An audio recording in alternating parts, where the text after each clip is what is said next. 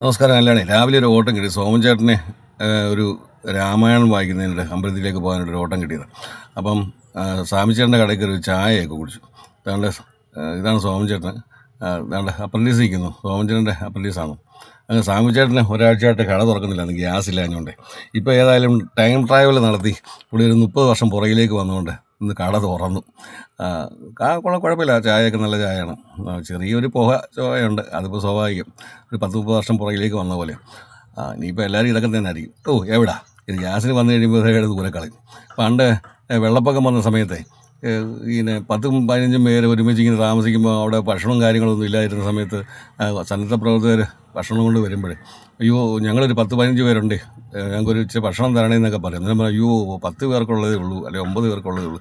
അതൊന്നും സാരമില്ല, ഇങ്ങനെ അന്നേരം ഞങ്ങൾ ഏകോദര സൗരമല്ല എല്ലാം അഡ്ജസ്റ്റ് ചെയ്തോളൂ, ഒരു കുഴപ്പമില്ല, തന്നേക്കാൻ പറയും. ഇത് പിന്നെ കാലിൻ്റെ ചവിട്ടിലെ മണ്ണുണങ്ങി കഴിഞ്ഞപ്പോഴത്തേക്ക് ഒരിടെ പാപ്പന്മാരെന്ന് പറഞ്ഞ് എല്ലാവരെയും അങ്ങോട്ടും ഇങ്ങോട്ടൊക്കെ ഓടിച്ചു വിട്ടു. എന്ന് പറഞ്ഞ പോലെ ഗ്യാസ് വരുമ്പോൾ ഇതെടുത്ത് ദൂരെ കളയും. വേണ്ട വളഞ്ഞവട്ടത്തിന് മൊത്തം വെള്ളം കുടിപ്പിക്കുന്ന മനുഷ്യനാണ് വേണ്ട വരുന്നത് അജികുമാർ.